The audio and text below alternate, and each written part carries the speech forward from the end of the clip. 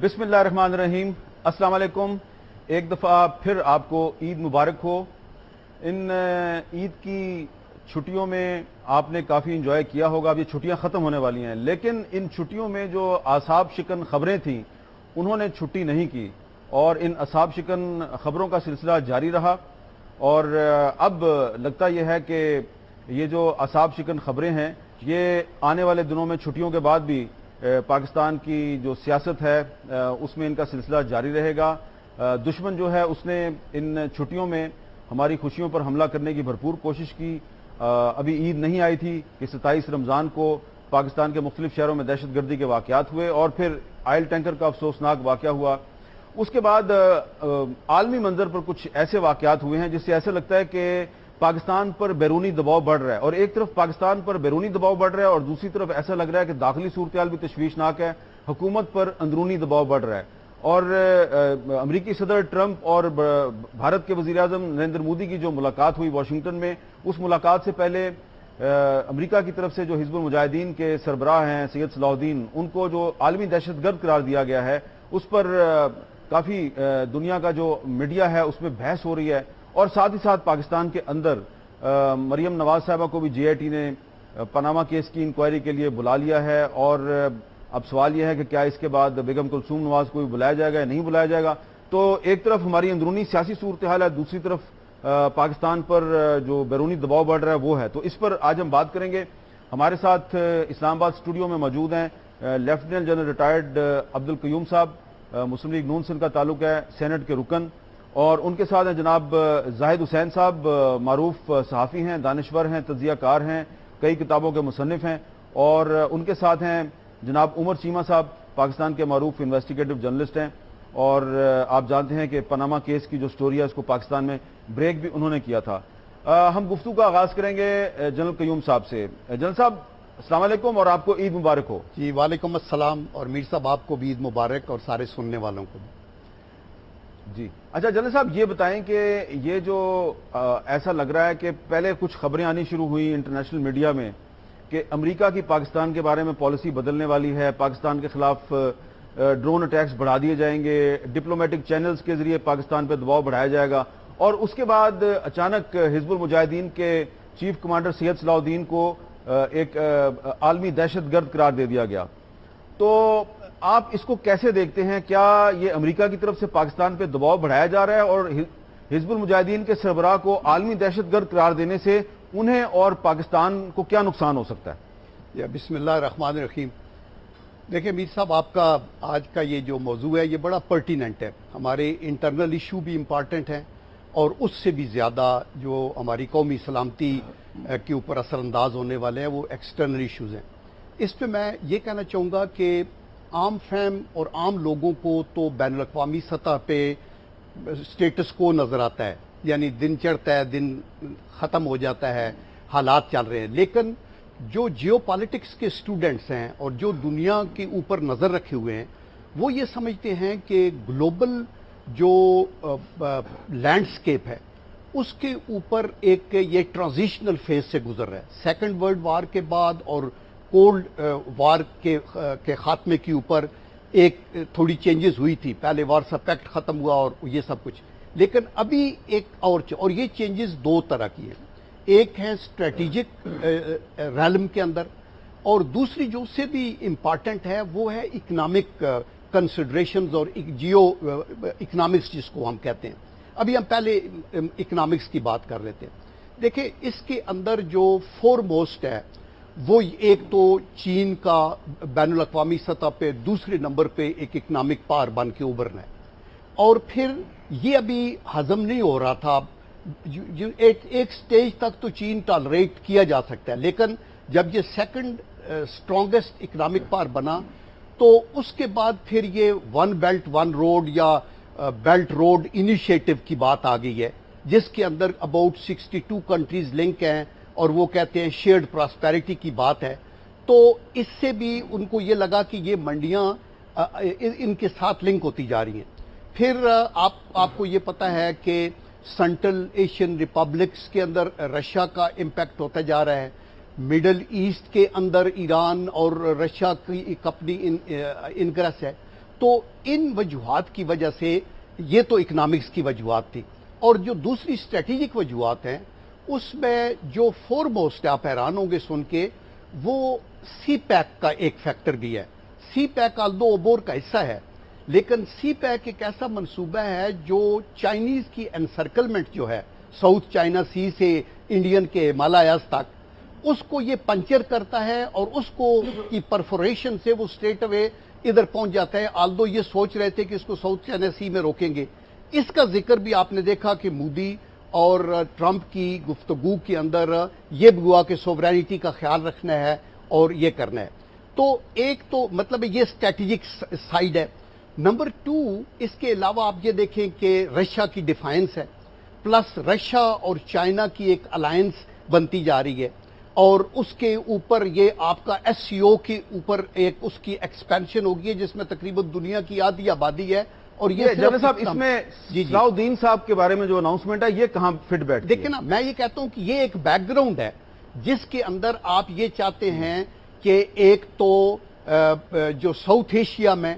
India کو ابھارا جائے، India کو خوش کیا جائے، یہ ساؤتھ ایشیا کی ایسی پیوٹ ہو جو چائنا کو بھی کنٹین کرے، پاکستان کے اوپر بھی اپنا دباؤ رکھے، اور انڈیا کو خوش کرنے کے لیے آپ دیکھیں ہیں کہ صلاح الدین صاحب کا نام آ کے جو کچھ وہ کہہ رہے ہیں، اس سے پہلے کبھی پاکستان کا نام لے کے امریکہ نے یہ نہیں کہا کہ جی آپ کے اندر ٹیررسٹ کے اڈے ہیں انڈیا کے کہنے کے اوپر، اور پلس یہ کہ جی ابھی یہ جو ون بیلٹ ون روڈ کے اوپر بھی انہوں نے بات کی ہے۔ تو یہ just to please the Indians, Trump کی یہ جو ہے کہ وہ ہے ادھر اس کو کیا مڈل ایسٹ میں اسرائیل کو پراپ اپ کر رہے ہیں، وہاں بھی فالٹ لائنز کو یہ ایکسپلائٹ کریں گے، اور گریٹر اسرائیل کا ایک خواب ہے تاکہ ان کو آپس میں لڑایا جائے، اور اپنی سطح کے اوپر بین الاقوامی سطح کے اوپر ٹرمپ کا ایک اپنا جو نظریہ ہے وہ تو جو ان کے اختلافات بھی تھے انڈیا سے، مثلا یہ کہ یہ کلائمیٹ چینج کا پیرس ایگریمنٹ کے اوپر بات، مارکیٹ کی ایکسیس کی بات، ان کی طرف وہ نہیں گئے، اور ڈیفنس پیکٹ کا بھی کوئی لے آؤٹ خاص نہیں دیا، لیکن ان چیزوں پہ زور رکھا جس پہ وہ انڈیا کو خوش کرنے کے لیے پاکستان کو پریشرائز کرنا ضروری ہے، اور پاکستان کو یہ بتانا ضروری ہے کہ آپ کبھی بھی چین اور یہ رشیا کا جو الائنس ہے یا ایس سی او ہے یا اس کے اوپر آپ بڑھ کے آگے نہ ہوں۔ تو آئی تھنک یہ حالات ہیں جس کا ہمیں مقابلہ کرنا ہے، اور اس کے لیے آپ نے بڑا ٹھیک کہا، سب سے پہلے ہم نے اپنی انٹرنل کوہیرنس کو بہتر کرنا ہوگا، ہمیں یہ سمجھنا ہوگا کہ دنیا کے نشانے پہ ہیں، اور ایکسٹرنل چیلنجز کا مقابلہ تب ہی ہو سکے گا جب ہم انٹرنیشنل یونٹی کا اظہار کریں گے۔ اچھا زاہد حسین صاحب، یہ ہندوستان کی طرف سے بار بار کوشش کی گئی، جو یونائٹڈ نیشنز کی سینکشن کمیٹی ہے اس میں حافظ سعید، مسعود اظہر اور صلاح الدین صاحب پر پابندیاں لگوانے کی بار بار کوشش کی گئی۔ یہ پچھلے 3-4 سال سے صلاح الدین صاحب بھی ان کے ٹارگٹ پہ تھے، لیکن یو این سینکشن کمیٹی میں بار بار چائنا جو ہے وہ پاکستان کی مدد کرتا رہا۔ میں آپ سے بھی وہی سوال پوچھوں گا کہ صلاح الدین صاحب جو کہ کشمیری ہیں اور ان کا تعلق سری نگر سے ہے، پہلے انہوں نے 1987 میں الیکشن لڑا تھا، ان کے ساتھ ریگنگ ہوئی، انہوں نے بیلٹ کا راستہ اختیار کیا، جب اس میں ریگنگ ہوئی تو پھر انہوں نے بلٹ کا راستہ اختیار کیا۔ صلاح الدین کو دہشت گرد قرار دینے سے بھارت کو کیا فائدہ ہو سکتا ہے اور پاکستان کو کیا نقصان ہو سکتا ہے؟ دیکھیں میر صاحب، یہ اگر آپ جو کہہ رہے تھے کہ تبدیلی آ رہی ہے، پاکستان کے بارے میں امریکہ کی پالیسی خاصے پہلے سے جو ہے تبدیلی آ چکی تھی۔ اوباما ایڈمنسٹریشن میں بھی بہت اچھے تعلقات نہیں رہے تھے، لیکن اب جو وہ ٹرمپ ایڈمنسٹریشن کے اس میں صاف ظاہر ہوتا ہے کہ پاکستان پہ پریشر بڑھایا جائے گا۔ جہاں تک اس چیز کا تعلق ہے کہ صلاح الدین صاحب کو جو ہے انہوں نے قرار دیا ہے ٹیررسٹ، یہ بہت بڑی تبدیلی آتی ہے امریکہ کی سوچ میں، کیونکہ اس سے پہلے جتنے بھی اس قسم کی جو انہوں نے جو ہے ٹیررسٹ ڈکلیئر کیے تھے، ان کا براہ راست تعلق کشمیر کی جدوجہد کے ساتھ نہیں تھا۔ تو اس کا مطلب یہ ہوا کہ جو ہندوستان کی پوری کوشش رہی تھی کہ جو کشمیر میں جو تحریک بڑھی ہے وہاں پہ پچھلے 1 سال میں، تو اس کی نظریں جو ہے دنیا سے ہٹائی جائیں، کیونکہ یہ ایک ایسی تحریک چل رہی تھی جس کا پورا جس کو متعلق یہ نہیں کہا جا سکتا تھا کہ یہ کوئی بیرونی امداد کی وجہ سے چل رہی ہے یا پاکستان کے سہارے چل رہی ہے۔ یہ خالص کی جو ہے ایک انڈیجینس موومنٹ تھی، اور میں سمجھتا ہوں کہ جو ہے یہ جو ایک لحاظ سے مودی گورنمنٹ کی ایک کامیابی مجھے نظر آتی ہے کہ جو ہے انہوں نے امریکہ سے اس چیز کو جو سوچ تھی پہلے اس سے تبدیل کروائی ہے، اور میں سمجھتا ہوں اس کے جو ہے اچھے اثرات نہیں پڑیں گے، کیونکہ اس میں ایک بات بہت صاف نظر آتی ہے کہ صرف صلاح الدین صاحب کا معاملہ نہیں ہے، بلکہ اس کا اصل مقصد جو تھا کہ کشمیر میں جو بھی تحریک آزادی یا خود اختیاری کی تحریک چل رہی ہے اس کی طرف سے نظریں ہٹانا ہے، اور ابھی اس سے پہلے بھی کوشش ہندوستان کی یہ رہی تھی کہ جو ہے اس کو یہ ظاہر کیا جائے کہ یہ پوری تحریک جو ہے اب ریڈیکل اسلامسٹ کے ہاتھ میں آ گئی ہے۔ یہاں تک بات آنی شروع ہو گئی تھی کہ جو ہے وہاں داعش کا بھی اثر رفوز بڑھ رہا ہے، جو کہ میرے خیال قطعی طور پر غلط تھا، لیکن یہ ہے کہ انٹرنیشنل لیول پہ اس قسم کے پروپیگنڈا کرنے کا مقصد صاف ظاہر ہے کہ جو ہے جو تحریک چل رہی کشمیر میں اس کو جو ہے جوڑا جا سکے جو گلوبل ٹیررسٹ آرگنائزیشن ہے اس کے ساتھ۔ اس میں کامیابی تو شاید نہیں ملی ہے ان کو، لیکن یہ ایک بہت بڑا واقعہ ہے جس میں جو ہے صلاح الدین صاحب کو جو ایک لحاظ سے ٹیررسٹ ڈکلیئر کیا ہے، میں سمجھتا ہوں اس کے اثرات جو ہیں اس پورے خطے میں اچھے نہیں پڑیں گے۔ اگر ٹرمپ ایڈمنسٹریشن یہ سمجھتی ہے کہ اس طرح سے جو ہے وہ پاکستان پہ دباؤ ڈالے گی تو میرے خیال اس کو ایک لحاظ سے غلط فہمی ہے، اس سے تعلقات بہتر ہونے کے بجائے اور خراب ہوں گے۔ دیکھیں، ایک طرف تو امریکہ کو پاکستان کی مدد کی ضرورت ہے، اس سے کوئی بھی انکار نہیں کر سکتا ہے، خود بھی امریکہ کے جو پالیسی میکرز ہیں ان کو یہ اندازہ ہے کہ جو ہے افغانستان کی جو صورتحال بگڑتی چلی جا رہی ہے، اگر پاکستان جو ہے کے ساتھ بھی تعلقات ان کے خراب ہوتے ہیں، اور اگر فرض کیجئے کہ یہ طریقہ کار اختیار کرتے ہیں جس کو کہا جاتا ہے کہ آرم ٹوئسٹنگ کے ذریعے شاید کچھ کروا لیں گے، تو اس کے اثرات اتنے خراب نکلیں گے کہ پورے خطے کو جو ہے حالات سنبھالنا مشکل ہو جائے گا۔ میں سمجھتا ہوں کہ یہ جو ہے بہت ہی غلط ایک جو فیصلہ ہے امریکہ کی طرف سے۔ اور دیکھیں، اس کا ہندوستان کی آپ نے بات کی ہے تو ہندوستان کے بہت سارے اختلافات ابھی ہیں ایڈمنسٹریشن کے ساتھ، بہت سے کانٹرڈکشن بھی موجود ہیں ان کے تعلقات پہ، لیکن ایک دو چیزیں جو ہیں جو ان کو قریب لے کے آئی ہے، ایک تو پاکستان کا معاملہ اتنا نہیں ہے لیکن جتنا کہ چائنا کے خلاف ہے، اور میں سمجھتا ہوں کہ جو آپ اس میں پوری آپ جو بھی وہاں پہ تحریریں آ رہی ہے، انالیسز آ رہی ہے، تو اس میں صاف لگتا ہے کہ جو ایک پہلو جن میں جو ہے زیادہ قریب لے کے آئی ہے امریکہ ٹرمپ ایڈمنسٹریشن کو اور ہندوستان کو، وہ چائنا کا ہے۔ اور میں سمجھتا ہوں کہ لیکن اس میں بھی میرا خیال یہ ہے کہ چائنا شاید ایک جو اس وقت جیو پولیٹیکلی دیکھا جائے تو کافی ایک مضبوط صورتحال ہے اس کی، ٹھیک ہے، تو اس کے اثرات شاید اس پہ نہیں پڑیں گے اتنے، لیکن جتنا پاکستان میں پڑیں گے وہ بہت زیادہ ہے۔ اچھا عمر چیمہ صاحب، آپ کو یہ نہیں لگتا کہ ٹائمنگ بڑی غلط ہے؟ امریکہ نے جو صلاح الدین صاحب کے بارے میں اعلان کیا ہے، 8 جولائی کو حزب المجاہدین کے کمانڈر برہان مظفر وانی کی برسی ہونے والی ہے، اور سب کو پتا ہے کہ اس مرتبہ جو پہلی برسی ہے ان کی، اس پہ مقبوضہ جموں و کشمیر میں بڑے بڑے مظاہرے ہوں گے، اور اس سے کچھ ہی دن پہلے سید صلاح الدین جو کہ حزب المجاہدین کے چیف کمانڈر ہیں ان کو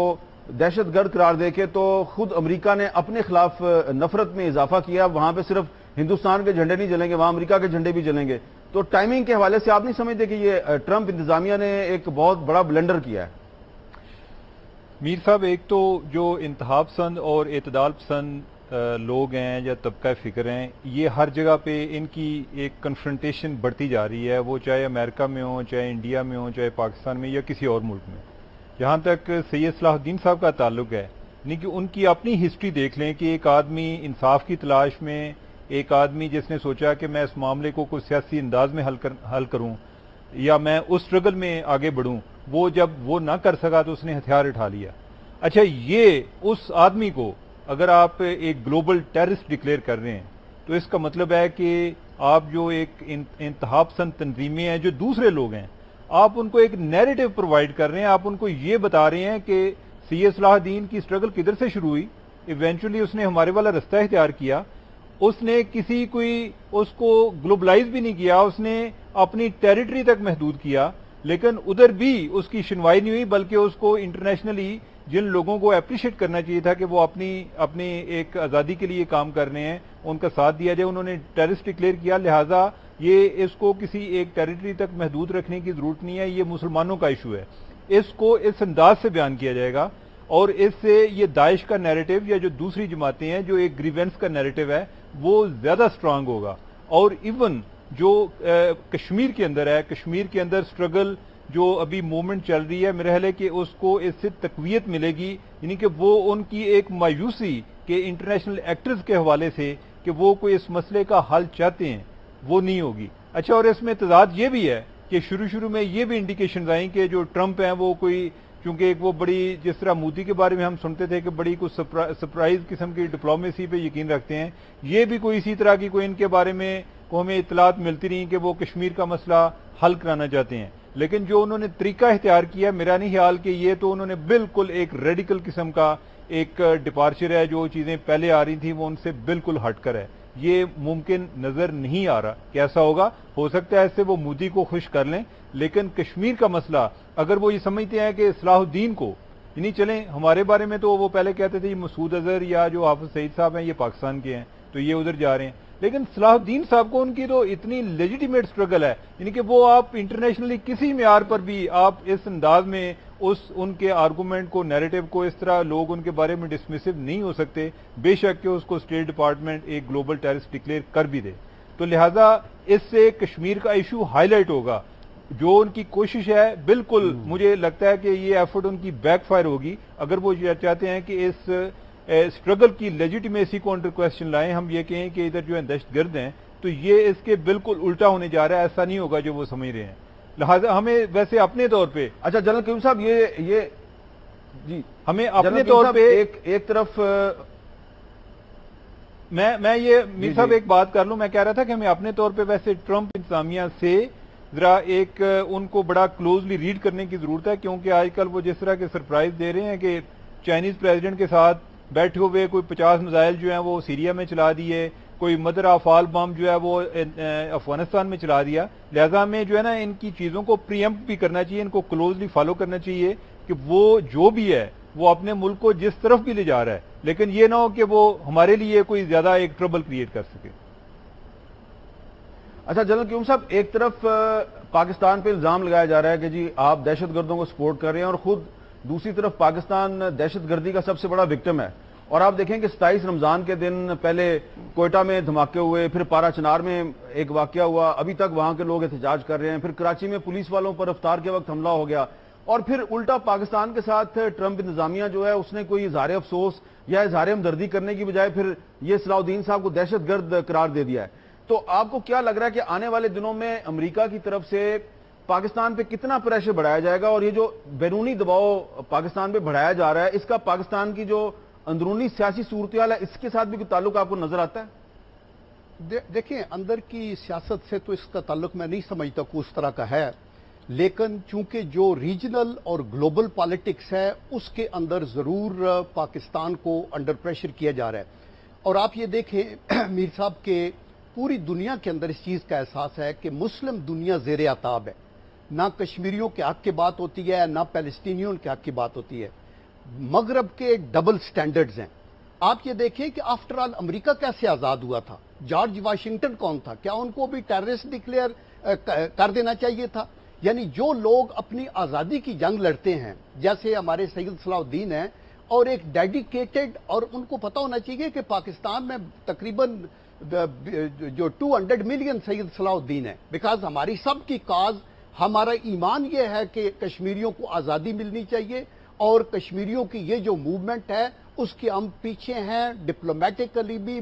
مورلی بھی، پولیٹیکلی بھی، اور ہم یہ سمجھیں کہ ان کا رائٹ ہے. اور اس طرح کی بات صرف ایک ملک کو خوش کرنے کے لیے اور وہاں اپنے جہاز بیچنے کے لیے اور وہاں ان کی مارکیٹ کے اندر پہنچنے کے لیے کہ ہمارا ٹریڈ ڈیفیسٹ ختم کریں، آپ ایک اس خوشنودی کے لیے آپ اتنا بڑی ایک طاقت، آپ سپر پاور ہیں، اور آپ اس طرح کے بات کرتے ہیں جس سے پوری مسلم دنیا، کیا میرے خیال ہے ساری مہذب دنیا میں ایک پریشانی کی لہر جائے گی. اور میں یہ کہنا چاہتا ہوں کہ ہم کبھی بھی اس طرح کی پابندیوں کے ساتھ کبھی بھی کشمیر کی موومنٹ کو دبایا نہیں جا سکتا. انڈیا کی 1.3 ملین کی ٹوٹل فورس ہے جس میں آدھے سے زیادہ کشمیریوں کے اوپر بندوقیں تان کے کھڑی ہے، اور ان کی بچیوں اور عورتوں اور بوڑھوں کی آنکھوں کے اندر انہوں نے فائر کیے پیلٹ گنز. اور آپ نے یہ دیکھا کہ اتنی قربانیوں کے باوجود وہ سب پھر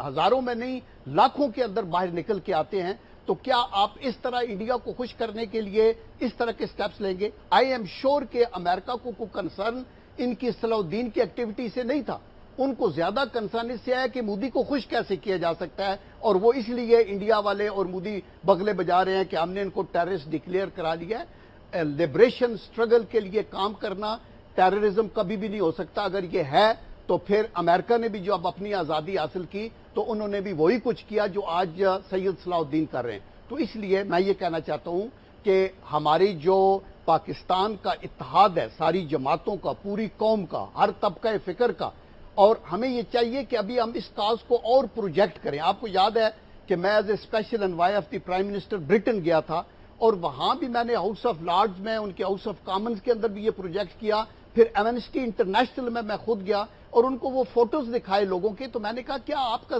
ضمیر خوابیدہ ہے؟ آپ کو یہ نظر نہیں آتا چھوٹی موٹی بات کے اوپر آپ اتنا شور کرتے ہیں؟ تو ایک لفظ نہیں کہا ٹرمپ نے کبھی کسی پریس کانفرنس میں کہ کشمیر کے مسلمانوں کے اوپر جو ظلم ہو رہا ہے کیا اس کا جو انڈیا کو آنسریبل نہیں ہونا چاہیے؟ ان ایڈیشن ٹو دیٹ آپ دیکھیں کہ انڈیا کے اندر بھی نیکسلائٹ، موئسٹ، جو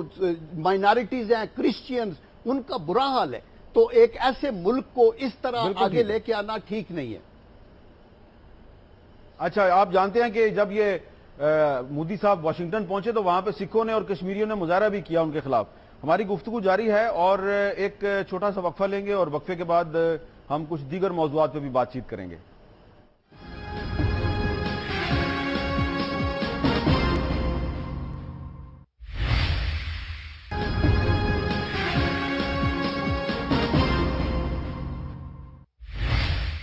وقفے کے بعد کیپٹل ٹاک میں دوبارہ خوش آمدید. آج ہم پاکستان پر بڑھتے ہوئے بیرونی دباؤ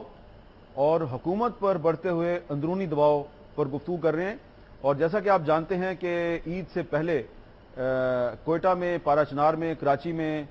دہشت گردی کے واقعات ہوئے اور جو پارا چنار کے متاثرین ہیں وہ ابھی تک احتجاج میں مصروف ہیں. تو اس صورتحال کی تفصیل کے لیے ہم پارا چنار میں اپنے نمائندے علی افضل افضال سے بات کریں گے. السلام علیکم علی افضل افضال صاحب. سب سے پہلے تو ہم آپ کے ساتھ بھی افسوس کا اظہار کرتے ہیں کیونکہ یہ جو پارا چنار میں دہشت گردی کا واقعہ ہوا اس میں آپ کے بہت قریبی رشتہ دار جو ہیں ان کی بھی جان چلی گئی. ہم ان سب کی تعزیت کرتے ہیں. یہ بتائیے کہ آپ کے ذاتی نقصان کے علاوہ اس میں جو نقصانات ہوئے ان کی تفصیل کیا ہے اور ابھی تک جو مظاہرین ہیں وہ انہوں نے دھرنا دیا ہوا ان کے مطالبات کیا ہیں؟ جی، گزشتہ جمعے کے روز پارا چنار میں جو 2 خودکش دھماکے ہو گئے تھے اس میں اب تک 75 افراد جاں بحق ہو گئے ہیں، جبکہ غیر سرکاری اعداد و شمار کے مطابق جاں بحق افراد کی تعداد اس سے زائد ہے، جبکہ 261 افراد زخمی ہو گئے تھے. جہاں تک میرے ذاتی نقصان کا تعلق ہے میر صاحب، اس دھماکے میں میرے 2 بھتیجے پہلے دھماکے کے بعد جائے وقوع پر پہنچے، امدادی کارروائیوں میں مصروف ہو گئے اور زخمی اٹھا رہے تھے اسپتال پہنچانے کے لیے. اس کے نتیجے میں انجینئر مجاہد افضل اس دھماکے میں شہید ہو گیا، جبکہ دوسرا بھتیجا وجاہت افضل شدید زخمی ہوا ہے جو کہ اب تک زیر علاج ہے. مجاہد افضل شہید کے جہاں پہ صرف 2 ٹانگیں ہمیں ملی ہے، اسی طرح ان کا یہ شناختی کارڈ کا ایک حصہ صرف ہمیں ملا، باقی اس کی پوری باڈی اور باقی پتہ نہیں چل رہا ہے. مظاہرین کا کہنا ہے کہ ایک تو دہشت گردی کے واقعات ہوتے ہیں پارا چنار میں بار بار، دوسرا یہ کہ جب دہشت گردی کے واقعات کے بعد احتجاج کیا جاتا ہے تو ان پر فائرنگ کی جاتی ہے. تو مطالبہ یہ ہے کہ جو لوگ فائرنگ کے واقعات میں ملوث ہیں ان کو سزا دی جائے اور دہشت گردوں کا سراغ لگایا جائے. اسی طرح انہیں پاکستانی سمجھا جائے اور پاکستان کے دیگر علاقوں میں جس طرح دہشت گردی میں شہید ہونے والوں کو 20 سے 30 لاکھ روپے دی جاتے ہیں، اسی طرح پارا چنار کے لوگوں کو بھی 3 لاکھ کی بجائے مناسب معاوضہ دیا جائے. اور ایک مطالبہ یہ بھی ہے کہ چیف آف آرمی اسٹاف اور گورنر، وزیر داخلہ اور دیگر متعلقہ حکام یہاں پہ آئے تاکہ وہ ان سے مذاکرات کر سکیں. بہت بہت شکریہ علی افضل افضال صاحب. اچھا زاہد حسین صاحب، آپ اس علاقے کو بہت اچھی طرح جانتے ہیں، آپ نے وار اگینسٹ ٹیرر کو بہت کلوزلی آپ نے رپورٹ بھی کیا ہے، اس کو مانیٹر بھی کیا ہے، اس کے بارے میں آپ لکھتے بھی رہے ہیں، آپ کی کتاب بھی اس حوالے سے ایک ہے. یہ بتائیے کہ یہ جو علی افضل افضال نے ذکر کیا کہ پارا چنار میں جو لوگ شہید ہوئے تو ان کو جو کمپنسیشن مل رہی ہے وہ 3 لاکھ مل رہی ہے، اور اس کے بعد بہاولپور میں یا پاکستان کے دیگر علاقوں میں جو لوگ اس طرح ناگہانی واقعات میں اپنی جان سے جاتے ہیں ان کو زیادہ کمپنسیشن ملتی ہے. تو آپ کے خیال میں سب جانیں جو ہیں وہ برابر ہیں، سب پاکستانی شہری برابر ہیں؟ تو یہ جو ایک بہت بڑا ڈفرنس ہے کہ پارا چنار والے کے لیے 3 لاکھ اور اگر کوئی بہاولپور میں ہوا ہے تو اس کے لیے 20 لاکھ یا 30 لاکھ، حالانکہ سب ہمارے لیے برابر ہیں، سب کی موت ہمارے لیے اتنی ہی افسوسناک ہے جتنے کہ پارا چنار والے ہیں یا بہاولپور والے ہیں یا کوئٹہ والے ہیں، لیکن یہ آپ کو نہیں لگتا کہ جو ڈفرنس ہے اس سے بہت سے سوالات جنم لیتے ہیں؟ دیکھیں میر صاحب، جہاں تک کمپنسیشن کا تعلق ہے وہ تو ایک بات ہے، وہ یقین طور پہ وہ بھی ایک سینسیٹیو مسئلہ بن گیا، لیکن اصل مسئلہ جو آ رہا ہے جس سے یہ چیز جو ہے خطرناک صورت اختیار کر رہی ہے، یہ ہے کہ پارا چنار میں پچھلے اگر 1 سال میں دیکھیں تو کئی اس قسم کے حملے ہو چکے ہیں اور کئی جانیں جو ہیں وہاں پہ جا چکی ہیں۔ ایک لحاظ سے دیکھا جائے تو اگر دوسرے ٹرائبل ایریاز کے مقابلے میں یہ جو ہے کرم ایجنسی کا علاقہ ہے، وہاں پہ اس قسم کے واقعات اور جس کی نوعیت سب سے خطرناک بن کے آتی ہے اس کی سیکٹیرین نوعیت ہے، اور اس میں وہ بھی جو تنظیمیں شامل ہیں، ٹی ٹی پی بھی ایک زمانے میں ان کا بھی اثر رفوز تھا، تو ان سب نے مل کے وہاں کی صورتحال کو خاصی ایک خطرناک بنا دیا ہے۔ اصل مسئلہ جو آتا ہے وہ اس میں ایک یہ آتی ہے کہ اس باوجود اس کے کہ یہ علاقہ جو ہے مختلف اس قسم دہشت گردی کی کارروائیوں کا نشانہ بنتا رہا ہے اور خاص ایک لحاظ سے سیکٹیرین اس کا ایک کلر بھی موجود ہے، لیکن وہاں پہ ہماری توجہ اتنی نہیں گئی ہے حکومت کی اور ہمارے سیکیورٹی اداروں کی، تو یہ جو ہے خطرناک صورتحال بن کے آتی ہے کہ جب یہ بات کی جاتی ہے کہ جو ہے یہ بھی علاقہ پاکستان کا ہے جہاں پہ آپ کے جو ہے 60-70 لوگ جو شہید ہوتے ہیں یا اس قسم کے واقعات مستقل ہو رہے ہیں، تو اس پہ جو ہے لوگوں کی لگتا یہی ہے کہ پاکستان کی جو فیڈرل گورنمنٹ ہے یا اسلام آباد کی حکومت جو ہے جو کہ براہ راست ٹرائبل ایریا کو جو ہے کہ اس کے ماتحت آتی ہے، وہاں پہ اس قسم کا رد عمل نہیں ہوتا ہے۔ اصل بات یہ آتی ہے کہ دیکھیں پچھلے تقریباً 4-5-6 دن ہو چکے ہیں اس واقعے کو، اب تک کوئی بھی اعلیٰ عہدیدار بھی جو ہے وہاں تک نہیں پہنچا ہے۔ صرف پہنچنے کی بات یہ نہیں ہے کہ ایک سمبولزم ہے، بلکہ اس کے ایک اثر پڑتا ہے کہ آپ کو وہاں کے لوگوں سے جو ہے وہ جو حادثات ہو رہے ہیں یا دہشت گردی کے، اس کے ایک لحاظ سے آپ کو یعنی اس کے آپ کو پتہ ہے اور آپ اس کے لیے کچھ کرنا چاہتے ہیں۔ یہاں پہ آپ دیکھیں صرف یہ بات نہیں کہ وزیر اعظم گئے یا اور کوئی نہیں گیا، اصل بات یہ آتی ہے کہ وہاں کے لوگوں میں تاثر کیا جا رہا ہے، تاثر یہ جا رہا ہے کہ جو ہے وہ کیا وہ پاکستانی نہیں ہے، کیا وہاں پہ جو ہے جانوں کی قیمت جو ہے بہت کم ہے، کہ جو ہے وہاں پہ عرصے دراز سے اس قسم کے واقعات ہو رہے ہیں، وہاں پہ آپ کے وزیر داخلہ تک بھی وہاں پہ نہیں جاتے ہیں، گورنر کے براہ راست کنٹرول میں آتی ہے، یا اب آرمی چیف کی بات آئی تھی، تو وہ یہ ساری چیزیں جو ہے بہت ضروری ہوتی ہیں، اور اگر آپ اس قسم کے لوگوں کو جو ہے وہ اگنور کرتے رہیں گے تو اس کے آگے چل کے بے انتہا خطرناک صورتحال بن کے آئے گی۔ صرف یہ بات نہیں ہے کہ جو ان کو کمپنسیشن کی بات آتی ہے، جب جس کے جو ہے وہ لوگ جو ہیں وہ ختم ہو جاتے ہیں، کمپنسیشن مل بھی جاتا ہے تو ان چیزوں کا ادراک نہیں ہو سکتا ہے، اور جب یہ تاثر پیدا ہونا شروع ہو جائے کہ وہ اس علاقے کے رہنے والے ان کی اتنی اہمیت نہیں ہے جانوں کی کہ جیسے دوسرے علاقوں کی ہے، تو پھر یہ بہت بڑا سوالیہ جو کہ آج انہوں نے پوچھا ہے، صرف کمپنسیشن کی بات نہیں ہے، یہ بات یہاں تک آ رہی ہے کہ کیا وہاں پہ کوئی شخص آ نہیں سکتا ہے؟ جیسے ایک واقعہ ہوتا ہے، جانا چاہیے تھا وزیر اعظم صاحب کو، وہ گئے بہاولپور، اچھی بات تھی، وہاں جانوں کا ضائع ہوا تھا، اس سے کوئی انکار نہیں کرتا ہے، لیکن بات یہ آتی ہے کہ جب وہاں پہ ایک دہشت گردی کی کارروائی ہوئی تھی، کہاں پہ کون فیڈرل گورنمنٹ کا کون سا نمائندہ وہاں پہ پہنچ پایا اب تک، یا ان کی جو ہے ابھی بھی آپ نے پہلی دفعہ میرے خیال یہ کیا ہے، انہوں نے بہت سے جو ٹیلی ویژن تک جو چینلز انہوں نے بھی اس چیز کو اگنور کیا ہے، تو اس سے جو ہے ایک لحاظ سے جو دوری ہے وہ بڑھتی جائے گی۔ اچھا، اس پہ میں عمر چیمہ صاحب آپ سے یہ سوال کروں گا کہ یہ بہت سوال پچھلے کچھ دنوں سے اٹھایا جا رہا ہے کہ پاکستان کا جو میڈیا ہے، خاص طور پر جو الیکٹرانک میڈیا ہے، اس پہ یہ اعتراض کیا جا رہا ہے کہ جناب بہاولپور کا واقعہ ہو، کوئٹہ کا واقعہ ہو، کراچی کا ہو، لاہور میں کوئی دہشت گردی ہو جائے تو اس کو میڈیا بہت کوریج دیتا ہے، لیکن جناب پارا چنار میں پچھلے 10 سال سے بار بار اس طرح کے واقعات ہو رہے ہیں، یا کسی اور ٹرائبل ایریا میں اس طرح کا واقعات ہوتا ہے تو میڈیا اس کو اتنی کوریج نہیں دیتا، اس کی اس طریقے سے پریزنٹیشن نہیں ہوتی جس طرح کے پاکستان کے شہری علاقوں میں واقعات کی کوریج ہوتی ہے۔ تو آپ ایک انویسٹیگیٹو جرنلسٹ ہیں، تو اس اعتراض کا کیا جواب دیں گے آپ؟ میر صاحب، یہ پارا چنار پاکستان میں ہے؟ ہاں، یہ اچھا سوال آپ نے کیا ہے، تو پاکستان میں ہی مجھے یقین نہیں آ رہا، اور میں نے سوال آپ سے کیا، آپ نے الٹا سوال مجھ سے کر دیا۔ میں تو اسی لیے بات کر رہا ہوں کہ یعنی کہ میں زیادہ تر جو چیزیں اس معاملے میں دیکھی ہیں سوشل میڈیا پہ چل رہی ہیں، باقی الیکٹرانک میڈیا تو بالکل، یعنی ایون کہ الیکٹرانک میڈیا کے بھی لوگ جو ہیں وہ زیادہ تر سوشل میڈیا پہ بات کر رہے ہیں، اچھا، آج جو نئی چیز کا مجھے ایک وہ چیئرمین پیمرا کے ٹویٹ سے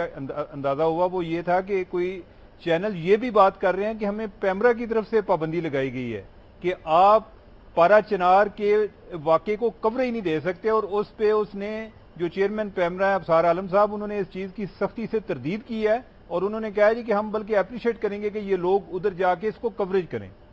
میر صاحب، مسئلہ یہ ہے کہ یہ جس طریقے سے اس کے لیے دیکھیں نا، یہی تو میں آپ سے پوچھنا چاہ رہا ہوں کہ اگر آپ پارا چنار جانا چاہیں اس واقعے کی انویسٹیگیشن کے لیے تو کیا آپ جا سکتے ہیں؟ یہاں اسلام آباد سے گاڑی میں بیٹھ کے آپ پارا چنار جا سکتے ہیں؟ بہت مشکل ہے، بہت مشکل ہے۔ یہ اٹ سیلف ایک بڑا سیریس کویسچن ہے، اور مجھے اسی کے ساتھ ایک یہ بھی لگتا ہے کہ کیا پرائم منسٹر کو بھی سیکیورٹی کلیئرنس چاہیے ہوگی کہ ادھر انہوں نے جانا ہے، یا یعنی کہ عمران خان صاحب ہیں وہ بھی بیٹھے ہوئے ہیں ادھر۔ یہ اگر صرف آرڈر جاری کرنے کی بات ہو نا، وہ پرائم منسٹر نے اگر کوئی آرڈر جاری کرنا ہے وہ ادھر سے بھی کر دیں گے۔ جو ادھر جانا ہوتا ہے نا، اس کی جس طرح پہلے زاہد صاحب نے بات کی، اس کی ایک سمبولک امپورٹنس ہوتی ہے کہ ایک سیاسی لیڈر سے یا جو ایک پاورفل لوگ ہیں ان سے لوگ یہ توقع کرتے ہیں کہ مشکل کے اس ٹائم میں وہ ہمارے ساتھ کھڑے ہوں، جو کہ ہم جب اتنا زیادہ پریشر کا انتظار، ہمارے پاس وقت ذرا کم ہے، وقت ذرا کم۔ جنرل صاحب، یہ میں آپ سے پوچھنا چاہ رہا ہوں کہ آپ کا تعلق حکومت سے ہے، آپ حکومت کے سینیٹر بھی ہیں، تو یہ پاکستان کے جو تمام صحافی ہیں وہ اس سے انکار نہیں کریں گے، آپ جس سے بھی بات کریں گے وہ آپ کو یہی بتائے گا کہ ٹرائبل ایریا میں داخل ہونے کے لیے آپ کو جگہ جگہ سے اجازت لینی پڑتی ہے، پولیٹیکل ایجنٹ سے بھی اجازت لینی پڑتی ہے، سیکورٹی فورسز سے بھی اجازت لینی پڑتی ہے۔ تو جب آپ وہاں پہ داخل ہی نہیں ہو سکتے تو پھر لوگ کہتے ہیں جی کہ آپ اس کی اس طرح کوریج نہیں کرتے۔ آپ یہ نہیں سمجھتے کہ ٹرائبل ایریا جو ہے وہ پاکستان کے انڈیپینڈنٹ الیکٹرانک میڈیا کے لیے اسی طرح ایکسیسیبل ہونا چاہیے جس طرح کہ لاہور، کراچی، پشاور اور کوئٹہ ہے؟ یا میر صاحب دیکھیں، یہ بات تو بالکل ٹھیک ہے، ایکسیسیبل ہونا چاہیے، لیکن اس ایکسیسیبلٹی کا دار و مدار اس بات پہ ہے کہ سیکیورٹی کی انوائرمنٹس کیا ہیں اور ان کی جان و مال کو محفوظ کیسے بنایا جا سکتا ہے۔ آپ یہ دیکھیں کہ یہ تاثر تو زائل ہونا چاہیے، اور میں بالکل جسٹیفائڈ سمجھتا ہوں کہ بندہ لاہور میں اللہ کو پیارا ہوتا ہے یا کرم میں اندر ہوتا ہے تو ہمیں اس کے لوائقین کا خیال کرنا اور کمپنسیشن وغیرہ دینی ہے۔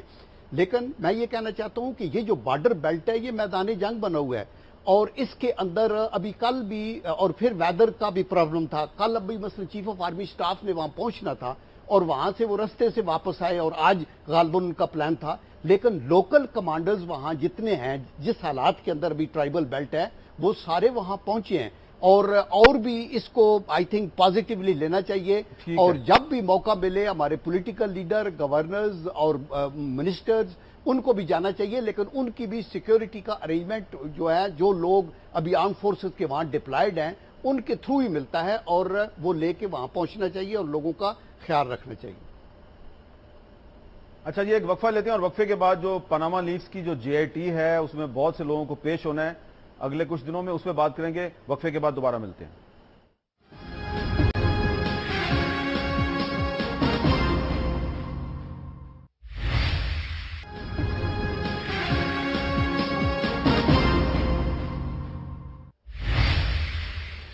وقفے کے بعد کیپٹل ٹاک میں دوبارہ خوش آمدید۔ عمر چیمہ صاحب، آپ سے سوال ہے، وقت ہمارے پاس اب کافی کم رہ گیا لیکن سوال بڑا امپورٹنٹ ہے کہ 2 جولائی کو میاں طارق شفیع صاحب جو نواز شریف کے کزن ہیں ان کو دوبارہ جے آئی ٹی نے بلا لیا ہے، 3 جولائی کو حسن نواز کو بلایا گیا ہے، 4 جولائی کو حسین نواز کو پھر بلا لیا گیا، وہ پہلے بھی 3-4 دفعہ پیش ہو چکے ہیں، اور 5 جولائی کو مریم نواز صاحبہ کو بھی بلا لیا گیا ہے۔ مریم نواز صاحبہ کو بلانے کی وجہ آپ کے خیال میں کیا ہے، اور کیا اس کے بعد بیگم کلثوم نواز کو بھی بلانے کا امکان ہے؟ دیکھیں، جو مریم بی بی کا تعلق ہے اس میں تو آپ کو یاد ہوگا کہ جب کیس کا فیصلہ بھی آیا اس میں کوئی واضح طور پہ ان کے بارے میں ذکر نہیں تھا، جس سے ایک یہ غلط فہمی پیدا ہوئی، اور وہ غلط فہمی بڑی بھرپور طریقے سے پھیلائی بھی گئی کہ انہیں کوئی اس معاملے میں کلین چٹ مل گئی ہے، جو کہ ایسا نہیں تھا۔ اب ان کو بلایا جا رہا ہے، اسی وجہ سے بلایا جا رہا ہے جس کی وجہ سے سپریم کورٹ جب کیس سن رہی تھی اور ان کا ذکر بار بار آ رہا تھا، یا جو ایک رسپونڈنٹ کے طور پہ وہ ایمرج ہوئی تھیں یا ان کو اپنا جواب جمع کرانا پڑا، وہ تھا ان کی جو ایک سٹیٹس ہے بینیفیشل اونر کا، کہ جو ان کمپنیز کی جو کہ نیلسن اور نیسکول جو آف شور کمپنیز ہیں ان کی حقیقی مالک کون ہے۔ تو وہ پیناما پیپرز کے ڈاکومنٹ کے مطابق، اور جتنی بھی یعنی کہ جس طریقے سے ہم نے ان کو دیکھا ہے یا جتنے بھی ڈاکومنٹس دیکھے ہیں اس میں یہ ابہام بہت کم پایا جاتا ہے کہ اگر کوئی اور مالک ہے، یعنی کہ یہی لگتا ہے کہ 99% شور تو یہی ہے کہ وہ اس میں مریم بی بی ہیں، لیکن وہ اس چیز سے انکاری ہیں۔ وہ کہتی ہیں کہ نہیں، حسین نواز جو ان کے بھائی ہیں وہ مالک ہیں، میں ٹرسٹی ہوں، لیکن ڈاکومنٹ کوئی ڈیفرنٹ بتاتے ہیں۔ عدالت کو پہلے وہ اس معاملے میں مطمئن کرنے میں، اپنے موقف سے مطمئن کرنے میں کامیاب نہیں ہوئی، اسی لیے یہ معاملہ آگے یہ جی آئی ٹی کے پاس بھی چلا آیا۔ تو اب میرے خیال ہے اسی معاملے کے لیے، اسی کے بارے میں ان کا ایک موقف جاننے کے لیے کہ وہ کیا کہتی ہیں، اور جس طرح کہ جی آئی ٹی اپنی انکوائری کو میرے خیال ہے وہ کوئی کلوز کر رہی ہے یا اس کو ریپ اپ کر رہی ہے یا فائنلائز کر رہی ہے، تو اس میں ان کا موقف آنا ضروری تھا۔ تو میرے خیال ہے کہ انہوں نے یہ مناسب سمجھا ہوگا کہ ہم ان کو ایک دفعہ بلا کے براہ راست ان سے پوچھ سکیں کہ وہ اس کے بارے میں کیا کہتی ہیں، یا جو مختلف ٹی وی انٹرویوز میں وہ ماضی میں جو باتیں کرتی رہی ہیں ان کے بارے میں سوالات ہوں گے۔ اچھا زاہد حسین صاحب، ذرا مختصراً یہ بتائیے کہ آپ کو کیا لگ رہا ہے؟ بہت سے لوگ کہہ رہے تھے کہ Muslim League N J I T کا بائیکاٹ کر دے گی، لیکن جے آئی ٹی کا بائیکاٹ انہوں نے نہیں کیا، بلکہ وزیر اعظم بھی پیش ہوئے، چیف منسٹر پنجاب بھی پیش ہوئے، اور اب مریم نواز صاحبہ کو بھی بلایا گیا ہے۔ آپ کو کیا لگ رہا ہے؟ سیاسی حلقوں میں بہت سے سوالات زیر بحث ہے۔ فرض کریں کہ اگر جے آئی ٹی کی رپورٹ شریف خاندان کے خلاف آتی ہے اور سپریم کورٹ کا فیصلہ بھی ان کے خلاف آتا ہے، تو سپریم کورٹ ٹرائل کورٹ نہیں ہے، کیا سپریم کورٹ کے فیصلے کے بعد